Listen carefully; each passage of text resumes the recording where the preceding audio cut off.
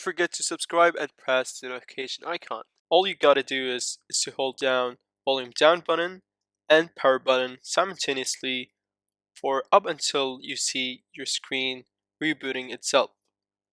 So just keep holding and you'll see your phone rebooting. And that's all. That's how you force reboot your phone if in case your phone is stuck, freezed, or whatnot.